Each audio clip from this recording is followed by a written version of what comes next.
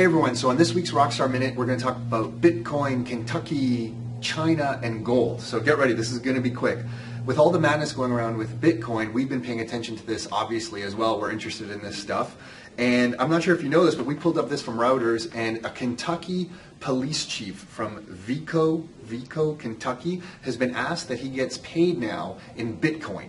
So he wants his salary to be paid in Bitcoin. I always find it fascinating when they hold up a digital currency, but they hold up gold coins to kind of represent that digital currency. So that's kind of interesting that that kind of stuff's happening. So more and more people are accepting Bitcoin as a currency.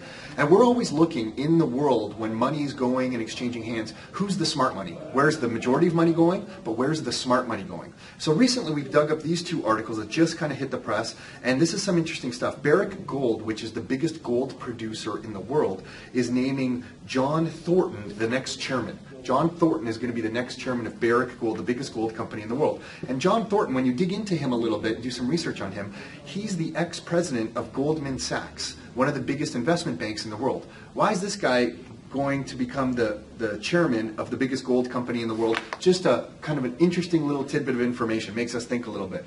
And you know, this came up and it gets no attention at all, but China's gold imports jumped to a record high in October. They imported 100 tons of gold for the 6th straight month. Now, to give you some perspective, the annual gold production in the world, from what we gather, is about 2,700 tons.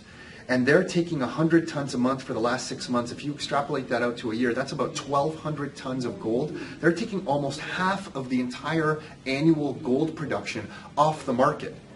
And this is in an environment when this is going on that the gold prices is falling. So it's making us think, is China the regular money, or are they the smart money? So when you're looking at Bitcoin and gold and real estate, we're always trying to figure out where's the majority of the money going, but where's the smart money going? And we have a little bit of a suspicion that China might be some of the smart money in this particular environment. And just a note on Bitcoin, the way we look at Bitcoin, and we're kind of studying this regularly ourselves, is that it's a currency. It's an exchange. You can exchange goods and services and use Bitcoin. But real money, a real store of value, isn't a digital currency in our eyes. It's something like a piece of gold. That's it for this week. Until next time, your life, your terms.